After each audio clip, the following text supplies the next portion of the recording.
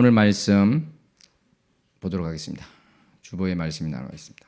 로마서 1장 18절로 20절 말씀입니다. 다 함께 합독합니다. 하나님의 진노가 불의로 진리를 막는 사람들의 모든 경건하지 않음과 불의에 대하여 하늘로부터 나타나나니 이는 하나님을 알만한 것이 그들 속에 보임이라. 하나님께서 이를 그들에게 보이셨느니라. 창세로부터 그의 보이지 아니한 것들 곧 그의 영원하신 능력과 신성이 그가 만드신 만물에 분명히 보여 알려졌나니 그러므로 그들이 핑계하지 못할지니라. 아멘. 기도합니다. 하나님 아버지 감사합니다. 주님께서 만물과 만유의 창조주이심을 오늘도 고백하기 소원합니다. 나를 지으시고 온 세계를 지으신 주님께서 오늘도 나를 붙들고 계시며 인도하심을 고백하게 하여 주시옵소서. 오늘 말씀 가운데 전하는 자나 듣는 자나 주님만을 바라보고 주님의 뜻을 구하게 하여 주시옵소서. 예수님 이름으로 기도하옵나이다. 아멘. 사랑하는 성도 여러분, 지난 시간에 우리는 이 땅에서의 삶이 전부가 아니다, 그 다음에 삶이 있다는 말씀을 나눴습니다. 그리고 우리가 육체를 가진 육체적인 존재이지만 동시에 어떻습니까? 바로 영적인 존재라는 것에 대해서도 말씀을 나눴습니다. 이 영적인 존재인 우리가 영원한 형벌을 받지 않고 영원한 생명, 그 영생을 누리게 되었는데요. 바로 이러한 영생을 허락하신 분이 바로 삼위일체 하나님이 되시는 것입니다. 그러므로 우리가 하나님께서 어떠한 분이시고 또 나에게 영원한 생명을 주시기 위해서 어떠한 일을 하셨나, 이것을 온전히 알아가는 것은 우리 크리스찬으로서 어떻게 보면 특권이라고도 할 수 있을 것입니다. 사랑하는 성도 여러분, 그런데 이 세상은 하나님에 대해서 우리가 한 걸음 한 걸음 알아가기도 전에 여러 가지 방해를 하곤 합니다. 마치 하나님께 다가가는 길이 있다고 할 때요, 그 여정 가운데 지뢰가 있기도 합니다. 길이 끊어져 있기도 합니다. 그리고 거기에 온갖 거짓의 것을 보여주면서 그 길로 가는 것이 마치 조롱받는 길인 것처럼 느껴지기도 합니다. 그래서 바로 우리가 하나님에 대해서 알아가기도 전에 하나님은 없다, 이러한 말을 하는 것을 우리는 또 듣게 되는 바로 그러한 일종의 공격을 우리가 받는다, 이렇게 할 수 있을 것입니다. 하나님이 없다는 이 표현은 시편에도 나오고 있습니다. 시편 14편, 53편에도 하나님이 없도다 하는 그 어리석은 자에 대한 이야기를 하고 있습니다. 하나님이 없다고 하는 말을 한다는 것이 어리석은 자이다, 이렇게 시편에서는 말씀을 하고 있는데요. 여기서 하나님이 없다고 하는 이 사람들이 이 말을 했을 때는 사실은 지금 우리가 무신론자들이 말하는 하나님이 없다, 이것과는 조금 다르다고 할 수 있습니다. 그러니까 하나님께서 지금 우리가 삶 가운데, 구체적인 일들 가운데 개입하지 않으신다, 이러한 의미로, 능력을 나타내지 않으신다, 이런 의미로 하나님이 없다, 이렇게 시편에서는 이야기를 했다고, 시편에서 그렇게 이야기한 사람에 대해서 이야기를 했다고 볼 수 있습니다. 이와는 달리 현대 무신론은요, 말 그대로 하나님이 없다, 이렇게 주장을 하고 있습니다. 그리고 어떤 무신론자들은 자신의 세상적인 지식을 이용해서 기독교인을 조롱하는 투로 말하기도 합니다. 예를 들어서 대중들을 위한 현대 물리학 책을 써낸 어떤 과학자의 책을 제가 보았는데요. 거기에 보면은 수메르의 신이나 그리스의 신들로 자연현상을 설명하는 것이 무지몽매한 것인 것처럼 기독교의 창조론도 그러하다, 이런 식으로 주장을 하고 있습니다. 철학자 중에서도 그러한 주장을 하는 사람들이 있죠. 그런데 이러한 책들을 펴서 읽어보면은 정말 일반인들로서는 잘 이해가 가지 않는 난해한 현대 물리를 설명하고 있습니다. 아무리 읽어도 잘 이해가 되지 않는 어려운 철학적 주제를 이야기하고 있습니다. 그래서 주눅이 들게 만들고, 그래서 신앙생활을 잘하던 기독교인들도 그러한 책을 보면서 내가 정말 무지한 것인가? 내가 과학이나 철학을 좀 더 많이 알고 깊이 알면 기독교가 틀리다는 것을 알게 될까? 이러한 불필요한 의심과 오판을 하도록 이러한 글들이, 이러한 말들이 유도를 하고 있는 것입니다. 실제로 고등학교 때까지 신앙생활을 잘하다가 대학교에서 과학을 배우고 철학을 배우면서 그렇게 의심이 왔다고 하는 분의 이야기도 저는 들었습니다. 사랑하는 성도 여러분, 저는 서울대학교 학부에서 화학을 전공하고 동교대학원에서 또 물리화학을 전공했습니다. 프랑스에서는 인지과학 학부 마지막 과정도 하고 석사하고 박사까지 했습니다. 저는 교회 홈페이지에 3년 동안 이러한 내용들을 전혀 언급하지 않았습니다. 그것은 하나님 일과 아무런 상관이 없기 때문에 그러한 것이죠. 그런데 얼마 전에 서울대학교를 방문해서 학생들을 만나서 예수 그리스도를 전하기 위해서 이러한 이야기를 시작할 때 아무래도 제가 나도 이 학교 출신이다 이렇게 이야기를 하게 되더라고요. 그러면서 홈페이지에도 이것이 있어야 되겠구나. 그래야지 그 학생들이 보더라도 거짓말이 아니었구나 이렇게 알 수 있을 것 같아서 그것을 넣기나 했습니다. 어쨌든 저는 이처럼 자연과학을 전공했고요. 뇌과학을 공부했고 또 철학, 또 인공지능과 관련된 그러한 것을 공부해서 이 과학과 철학에 대해서 문외한이 아니었는데 저의 하나님을 만나기 전에 상태를 보면은 아까 말씀드린 그러한 기독교인들을 조롱하는 투로 글을 쓰는 그 어떤 물리학자와 크게 다르지 않았던 저 같습니다. 저는 진화론적으로 사람들의 여러 생리 현상을 설명할 수 있다는 내용의 글을 쓰기도 하였습니다. 그리고 이 기독교인들은 과학에 대해서 좀 무지한 거 아닌가 이러한 생각을 하기도 하였습니다. 또 좀 어떻게 보면 우스운 일도 있었는데요. 제가 학생 식당에서 식사하기 위해서 줄을 섰는데 전도지를 막 나눠주더라고요. 거기 보니까 노아의 홍수에 증거가 있다 하면서 산에 있는 뭐 어떤 조개 껍질 이런 것들을 막 보여주는 것이었습니다. 그래서 저는 그 전도지를 나눠주는 분에게 그런 이야기를 했습니다. 교회도 다니지도 않고 완전 무신론자인 제가 무슨 말을 했냐면 이것은 과학을 우상으로 섬기는 거 아닙니까? 이렇게 참 주제에 넘은 오지랖 넓은 그런 참견도 했던 것 같습니다. 그런 말을 하면서도 사실은 저는 이 기독교와 과학이 양립할 수 있는가 이런 생각이 제 속에는 좀 있었던 것 같습니다. 그런데 이것은 참으로 교만한 생각이었습니다. 사실은 아까 말씀드린 그 책 속에서 이 기독교에 대해서 비판하는 그러한 글을 서두했을 때 이 무신론자, 저도 그랬습니다만 어떻게 보면 자기가 심판장, 재판장이나 되는 듯이 기독교인들에 대해서 비난을 하고 비판을 하고 있습니다. 그런데 사실은 그렇게 할 수 없는 것이죠. 왜냐하면 저도 제 과거를 돌아보면 이 무신론이라는 것도 사실은 일종의 종교라고 할 수 있습니다. 왜냐하면 자기가 옳다고 생각하는 그것을 그냥 믿는 것이죠. 그렇다면 백보양보하더라도 어떻게 보면 경쟁관계에 있는 기독교다 이렇게 할 수 있을지는 모르겠지만 자기가 심판장이 되어서 재판장이 되어서 기독교에 대해서 어떠한 이야기를 할 수 있는 것은 아니다. 그러한 위치에 있을 수는 없다 이러한 생각이 됩니다. 사랑하는 성도 여러분, 생각해 보십시오. 미국이나 영국의 아주 훌륭한 과학자나 철학가, 철학자 그런 교수들 중에서 기독교인이 없겠습니까? 그렇지 않습니다. 아주 많이 있고요. 그 각 분야의 전문가 중에서 하나님을 믿는 기독교인임을 당당하게 밝히고 또 그러한 것들을 글로 쓰기도 하고 강연도 하고 나타내는 사람들이 많이 있습니다. 사실 이 과학이라는 것을 가만히 생각해 보면 하나님께서 정말 창조주시라면 이 세상에 질서를 부여하셨을 것이다. 이러한 믿음을 가지게 되고 그러한 질서를 찾는 과정에서 사실은 과학이 발달하게 됐습니다. 근대 과학이 나타나게 되었다 이렇게 할 수 있습니다. 케플러나 파스칼, 뉴턴이 바로 하나님을 믿는 사람들이었습니다. 크리스찬이었죠. 패러데이, 맥스웰, 보일 모두 다 크리스찬인 것입니다. 맥스웰 같은 경우는 이 과학적인 업적을 내가 이루었을 때 이것은 하나님을 멀리하는 것이 아니라 오히려 하나님의 창조의 아름다움을 드러낸다고 이야기를 하였습니다.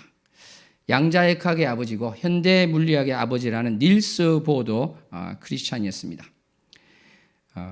신경세포, 뉴런이죠. 이 뇌가 어떠한 기작을 통해서 어떠한 기능을 통해서 작동하는지를 밝히면 사람들이 생각하는 심리학도 필요가 없고 종교도 필요 없고 하나님도 필요 없다. 이 뉴런이 어떻게 움직이면 알 수 있다. 이렇게 말하는 분들도 있는데 사실은 그 뉴런의 신호 전달이 전기 자극 화학뿐만 아니라 전기 자극이 있다. 이렇게 말해서 그걸 연구해서 노벨 생리학상과 노벨 의학상을 받은 존 이클레스도 바로 크리스찬이었습니다. 이 사람이 그런 이야기를 들을 때 이거 뇌에 대해서 내가 어떤 작동 메커니즘을 이야기할 수 있지만 이것이 하나님을 부정하는 것은 아닙니다. 이렇게 이야기를 하게 되는 것이죠.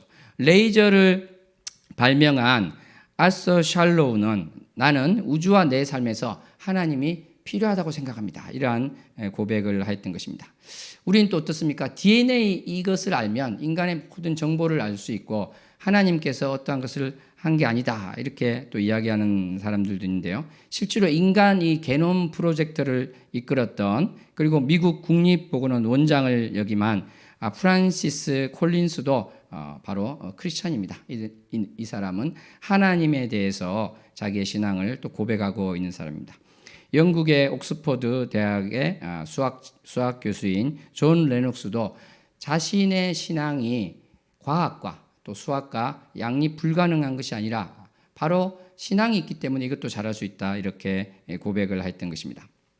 사랑하는 성도 여러분, 이 고대 종교를 보면요, 어떻게 또 특별히 이스라엘 주변의 그 옛날의 종교를 보면은 이 종교들은 예외 없이 태양을 신처럼 숭배했습니다. 하지만 우리 성경을 보면 어떻게 됐습니까? 태양은 단지 하나님께서 창조하신 피조물에 불과하다는 것을 알 수 있습니다. 이것은 어떻게 보면 그 당시 그 인근의 고대 종교들의 입장에서는 받아들이기가 쉽지 않았습니다. 그들이 볼 때 태양은 정말 신이었기 때문에 그러한 것이죠.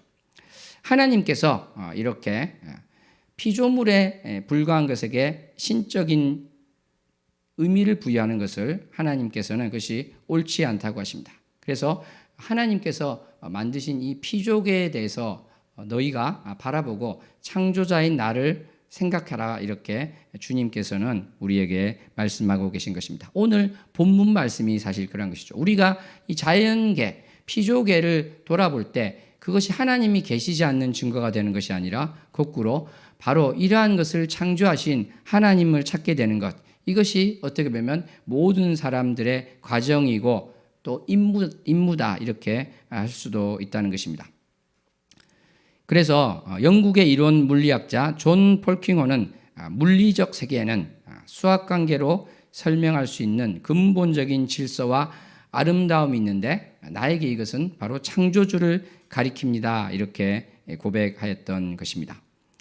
물론 우리는 하나님을 온전히 알아가기 위해서 과학이 필수적인 것은 아니죠. 철학 등의 전문적인 지식이 꼭 있어야 되는 것은 아닙니다. 왜 그럴까요?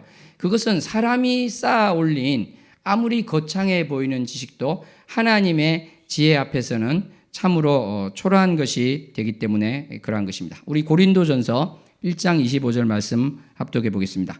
하나님의 어리석음이 사람보다 지혜롭고 하나님의 약하심이 사람보다 강하니라. 아멘. 하나님께서 하신 것, 또 특별히 하나님의 독생자께서 우리 죄를 짊어지시고 고초를 당하신 것, 십자가에 달리신 것이 허무맹랑해 보이기도 하고 어리석어 보일 수도 있습니다. 그렇지만 우리 사람들이 생각해서 가장 지혜롭다는 것, 그것이 바로 하나님의 가장 허무맹랑해 보이는 그러한 것을 넘어서지 못한다는 말씀을 하고 있는 것입니다. 사랑하는 성도 여러분, 실제로 우리는 하나님을 만나게 되고 하나님을 알게 되는 것이 어떤 과학적인 지식을 쌓거나 철학적인 지식을 쌓아서 되는 것은 아닙니다. 왜 그렇습니까? 바로 성령으로 아니하고는 누구든지 예수를 주시라고 할 수 없기 때문에 그러한 것입니다. 성령님께서 바로 우리에게 믿음을 주셔야지 그것이 가능한 것이지 우리가 어떠한 지식으로 하나님을 알아갈 수 있는 것은 아닌 것이죠.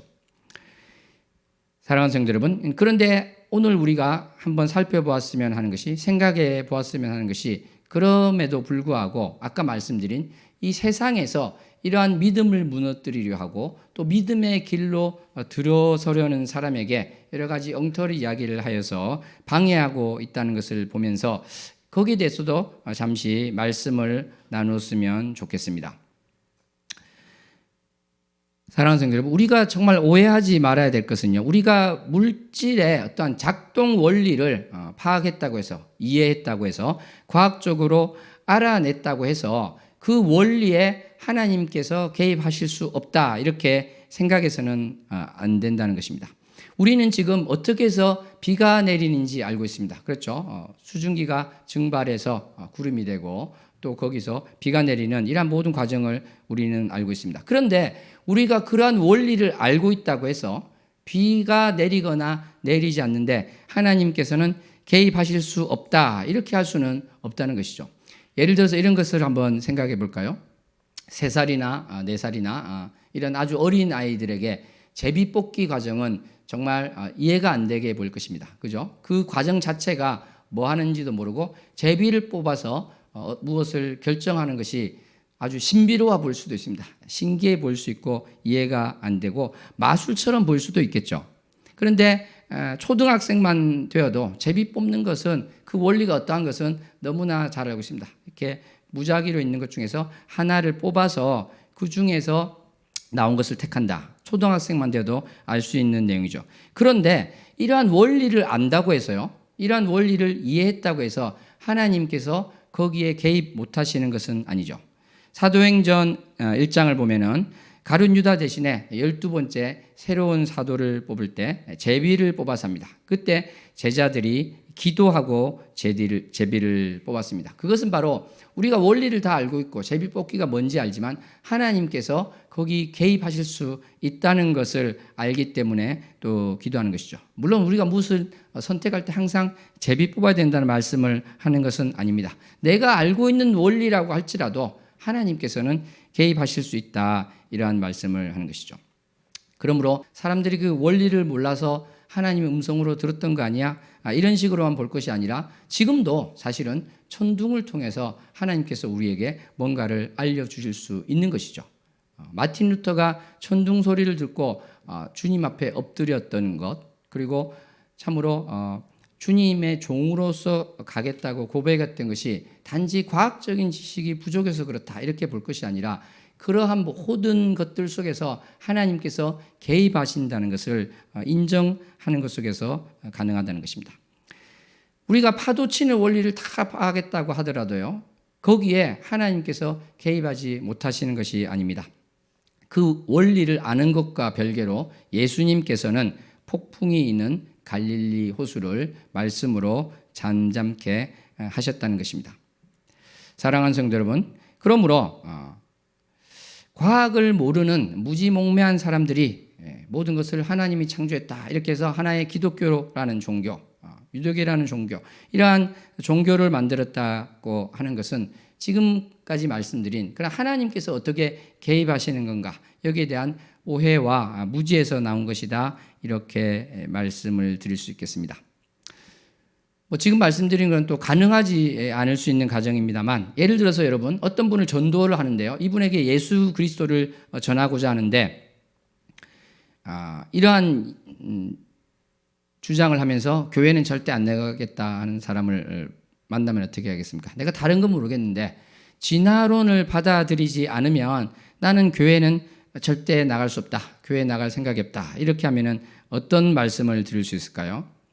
저는 이렇게 말할 수도 있다고 생각합니다. 이게 맞다는 것이 아니라 이렇게 말할 수 있다는 것이죠.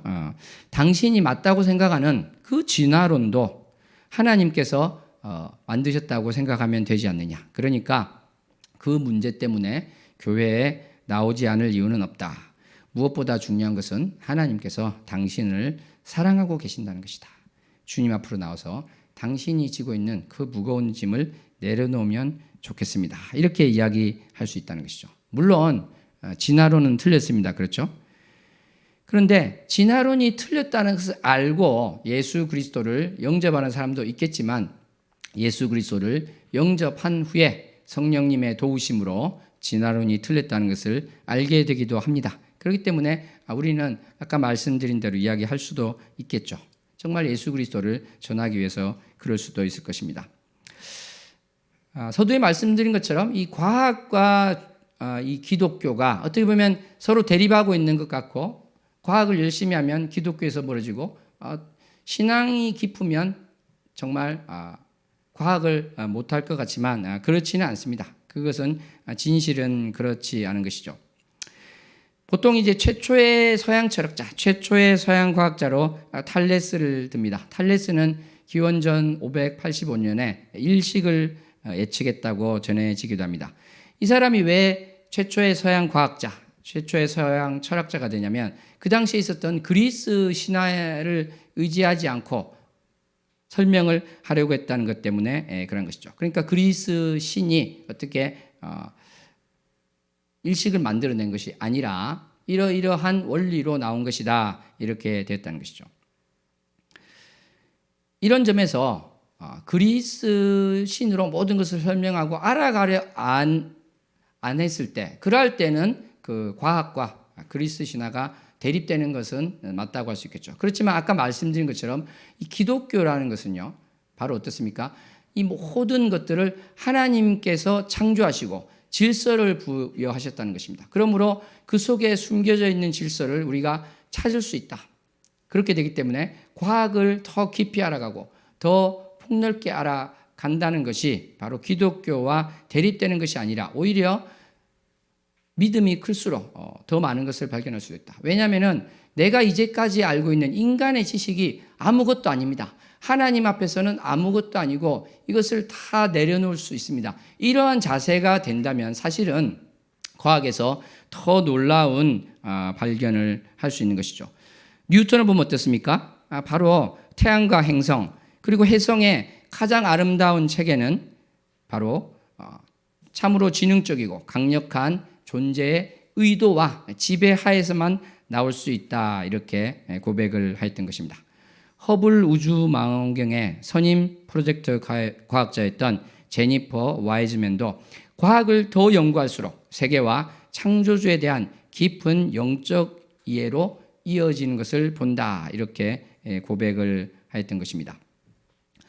사랑하는 성도 여러분, 다윈이 진화론을 이야기했습니다. 그런데 다윈이 죽고 60년 정도 지나서 생명체에는 DNA라는 놀라운 설계도가 있다는 사실이 밝혀졌습니다. 우리 건물도 설계도가 있겠죠, 그죠? 그 설계도대로 건물을 지었을 것입니다. 그런데 이 설계도가 있다는 것은 무엇입니까? 바로 그것을 만든 사람이 있다는 것이죠. DNA라는 설계도도 만든 분이 계십니다. 그런데 이것이 우연히 그렇게 됐다, 이렇게 하는 것은 사실은 아까 말씀드린 것처럼 믿음의 영역이 되어버립니다. 종교의 영역이 되어버리고 우스갯소리로 크리스찬보다 더 믿음이 좋다, 이렇게 이야기하는 것이 바로 무신론, 저절로 생명체가 탄생했다, 이렇게 이야기를 하기도 합니다. 왜 그렇습니까?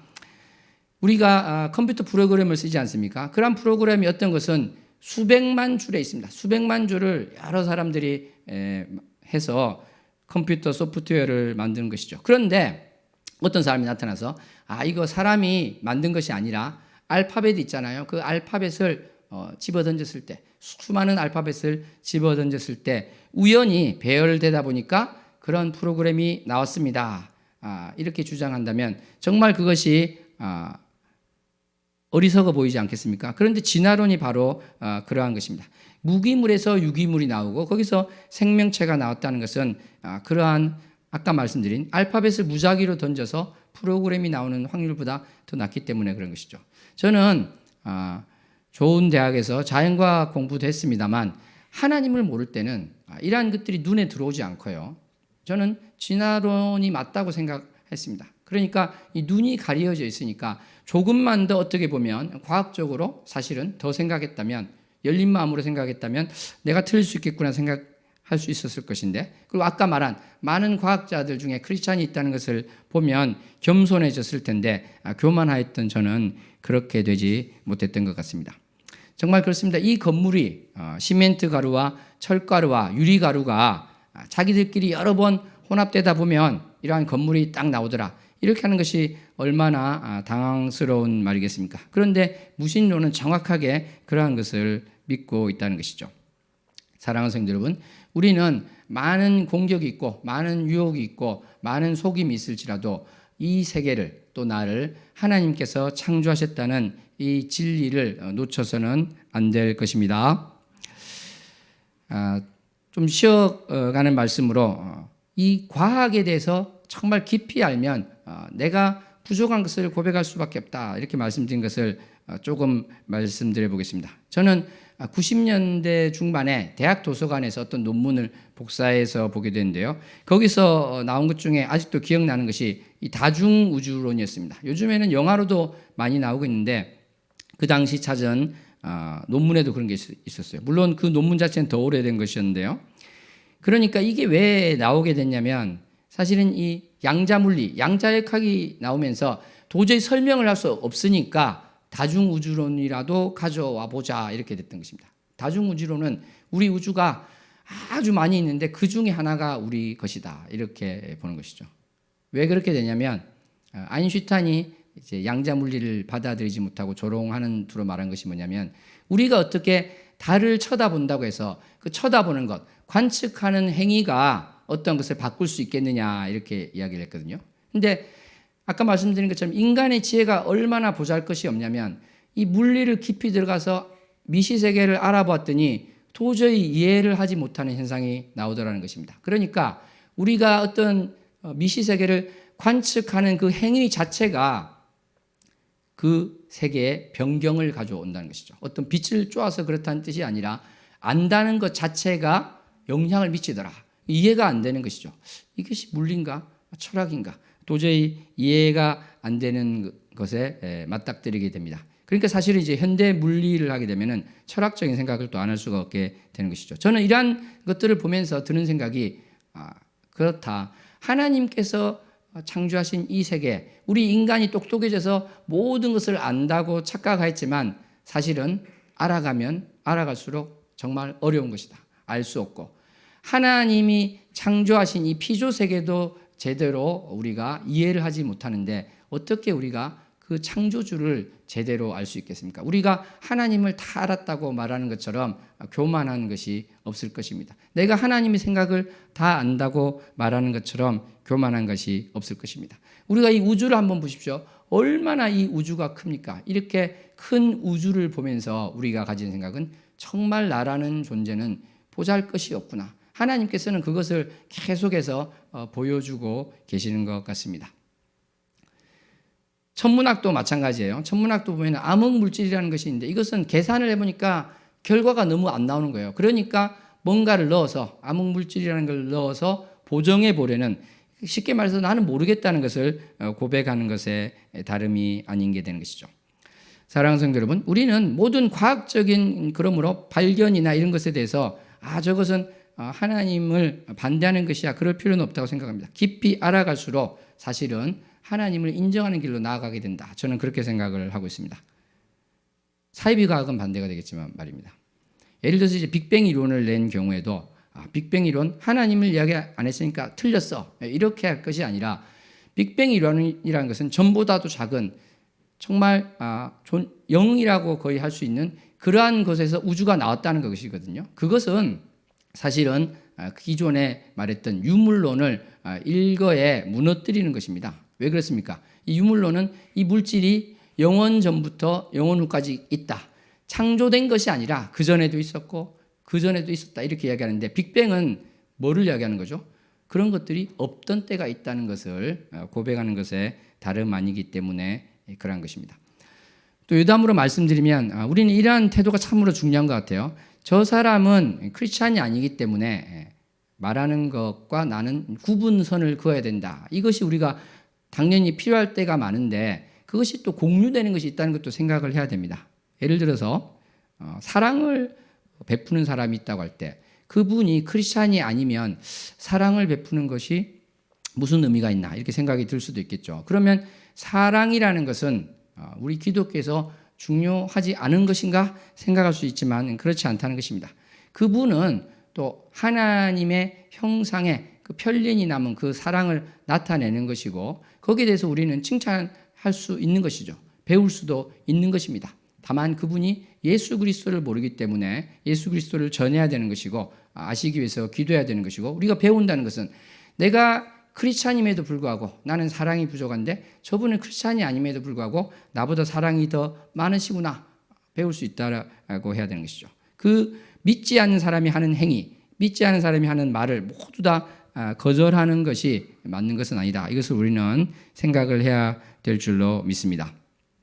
사랑하는 성도 여러분, 아까 말씀드린 것처럼 우리가 다 파악했다고 하는 이 세계가 그렇게 녹록한 것이 아니고 참으로 우리가 알 수 없는 그러한 것이구나, 이것을 점점 알아가게 됩니다. 하나님께서는 누가복음 19장 40절에 이렇게 말씀했습니다.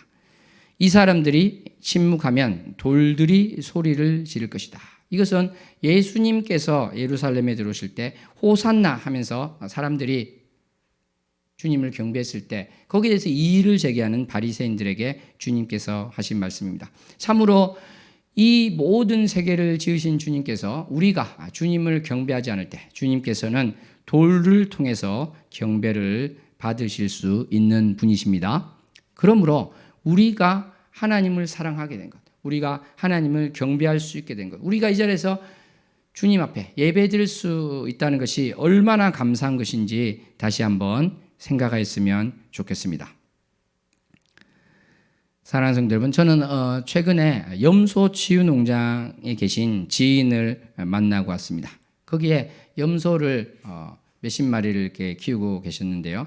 그 염소들이 풀밭으로 풀을 뜯으러 올라가고 또 내려오고 하는 것을 보면서 너무나 평온함을 느꼈습니다. 염소 치유, 그러니까 염소나 이런 것을 통해서 사람이 치유를 받는 그런 것인데, 바로 하나님께서 만드신 이 피조물을 바라보는 것, 그것만으로도 마음에 평온함이 왔다는 것, 이것은 어떤 것을 보여줍니까? 주님께서 만드신 이 모든 것들 속에 주님을 알 수 있는, 하나님을 알 수 있는 것이 담겨져 있다는 그러한 이야기가 될 것입니다. 저는 몇 해 전에 버스를 타고 가다가 바깥을 쭉 바라보면서 갔습니다. 그런데 산들을 보는데 거기에 있는 나무나 이런 것들이 너무나 아름다워 보였습니다. 그래서 정말 속으로 기도를 하면서 갔습니다. 감사한 마음으로 정말 주님께서 창조하신 이 세계에 대해서 찬양을 드렸던 생각이 납니다. 정말 우리를 둘러싼 이러한 것들을 보면서 하나님을 또 생각할 수 있고 하나님께 감사할 수 있고 또 감사의 눈물을 흘릴 수 있다는 것은 너무나 주님께서 우리에게 주신 복이다, 이러한 생각이 듭니다. 아까 말씀드린 그 염소 떼들을 보면 거기서 이제 그런 이야기를 들었습니다. 어떤 염소는 새끼를 낳다가 새끼가 죽기도 하고, 거꾸로 어떤 어미 염소는 새끼를 낳다가 어미가 죽기도 한다고 합니다. 그런데 자기 새끼가 아니면 젖을 거의 먹이지 않는데요. 이렇게 새끼를 잃은 염소에게 어미를 잃은 새끼를 갖다 줬더니 바로 젖을 주었다고 합니다. 젖이 다 말라서 나오지도 않았지만 빠니까 젖이 나와서 그렇게 사랑을 나누는 것을 보면서 저러한 짐승도 저렇게 사랑을 나누는데 내가 나눈 사랑 어떠한가, 이 이야기를 이러한 생각을 했다고 말씀을 하셨습니다. 진짜 정말 가보니까 그 두 염소가 나란히 엄마와 아이처럼 나란히 있는 것을 보고 왔습니다. 사랑하는 성도 여러분, 이렇게 짐승들도 사랑을 나누는데 우리 인간 세상을 보면 어떻습니까? 사람들이 모여 살면 사랑을 나누기도 하지만 정말 미움이 있고요, 시기가 있고 다툼이 있는 것을 보게 됩니다. 그것은 바로 우리가 지금 이렇게 다툼이 있고 시기가 있고 미움이 있다면 이것은 정상이 아니다. 하나님께서 만들어주신 하나님의 형상으로서의 모습이 아니다. 이것을 우리는 어떻게 보면 이 짐승들의 평온한 모습을 통해서도 볼 수 있게 됩니다. 한 송이 풀에서도 우리는 하나님을 또 보게 됩니다.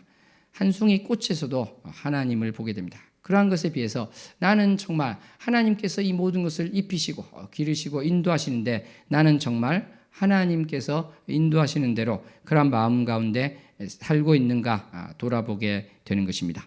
사랑하는 성도 여러분, 오늘 로마서 1장 18절로 20절 본문 말씀을 보면은 어떠한 말씀이 나오고 있습니까? 진리를 막는, 진리를 억누르는 사람들에 대한 말씀이 나오고 있습니다. 바로 과거에 하나님을 모르던 제가 그러한 사람이었다고 할 수 있겠죠. 그런데 하나님을 알아볼 수 있게 하는 것은 바로 사람들 가운데 분명히 나타나 있다고 주님께서는 말씀하고 계십니다. 만드신 만물, 만드신 그 창조물에 다 있기 때문에 변명할 여지가 없다. 이렇게 말씀하고 있습니다. 핑계치 못한다고 말씀하고 계신 것입니다. 그러므로 하나님을 모르는 것이 바로 다른 사람의 탓이 아니고 사실은 내 탓이다. 이것을 분명하게 지적하고 있는 것입니다. 사랑하는 성도 여러분, 아무리 힘든 인생을 사는 사람도 누군가에게 사랑을 받은 기억이 있을 수 있습니다. 바로 우리는 하나님의 형상으로서 많이 파손되고 훼손되었지만 그 편린과도 같은 부분이 남아있기 때문에 선하고 귀한 것을 어느 정도라도 접할 수 있는 기회가 있는 것입니다. 사람이 아니면 동물에게서라도 그런 또 사랑을 느낄 수도 있고요. 아니면 꽃 한 송이, 풀 한 포기 속에서라도 주님의 흔적을 볼 수도 있는 것입니다. 사랑하는 성도 여러분, 어떤 사람들은 이러한 말씀을 합니다. 나는 아직은 하나님께 감사할 내용이 없습니다. 이렇게 할 수 있지만 아까 말씀드린 것처럼 우리는 나를 둘러싼 이 세상을 보면서 우리는 감사할 수 있다고 생각합니다.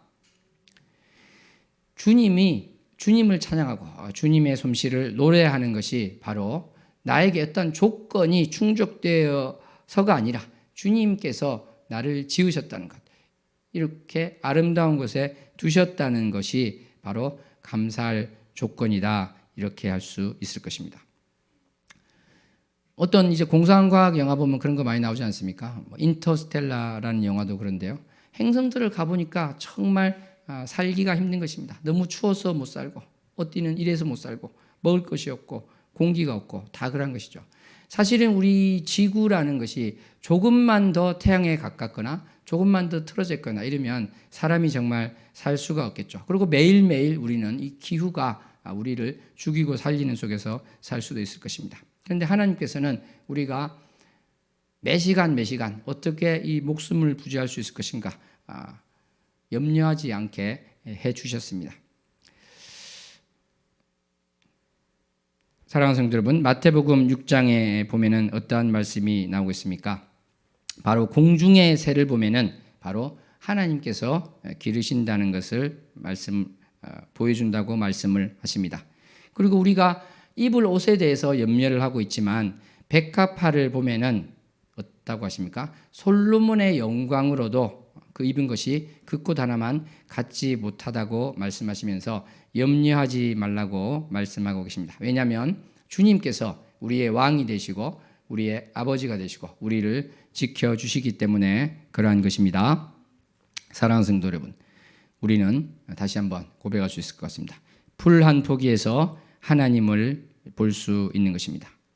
우리는 정말 길을 가면서 풀 한 포기에서 꽃 한 송이 속에서 하나님을 볼 수 있기를 소원합니다. 더 나아가서 옆 사람을 통해서 하나님의 사랑을 볼 수 있었으면 좋겠습니다. 그래서 하나님의 신성을 옆 사람이 나타내는 사랑, 하나님께서 정말 바로 옆 사람을 또 얼마나 사랑하시는가, 그것을 통해서 우리는 피조물로서 창조물의 크신 사랑을 알고 안식을 얻고 평강을 누리게 되기를 소원합니다. 그래서 모든 사물, 모든 사건, 모든 사람을 통해서 하나님의 능력을 알아가고 하나님께서 우리를 얼마나 사랑하시는지 알아가는 십자가 은혜교회 한 명 한 명이 되기를 소원합니다. 기도하겠습니다. 하나님 아버지 감사합니다. 이 세상은 모든 만물이 하나님께서 지으신 것이 아니고 어쩌다가 이렇게 생겨났다고 말하고 있습니다. 하나님, 하지만 이 세상 모든 것과 나를 하나님께서 친히 창조하셨음을 고백합니다. 주님께서 모든 것을 지으시고 이끌고 계심을 고백합니다. 내가 염려 가운데 있습니까? 주님, 들에 풀 한 송이를 보고 공중에 나는 새를 보고 염려하지 않는 자가 되게 하여 주시옵소서. 주님께서 입히시고 키우시고 기르시는 것을 믿게 해주시고 나의 왕 되신 주님께서 오늘도 나를 붙들고 계시며 나를 거듭나게 하시고 하늘에 속한 자로서 하나님의 형상이 회복되는 자로서 삼아주심에 감사를 드립니다. 오늘도 아바 아버지라 부르며 주님만을 바라보고 나가는 우리가 되게 하여 주시옵소서. 모든 삶 가운데 주님께만 영광 돌리게 하여 주시옵소서. 예수님 이름으로 기도하옵나이다. 아멘.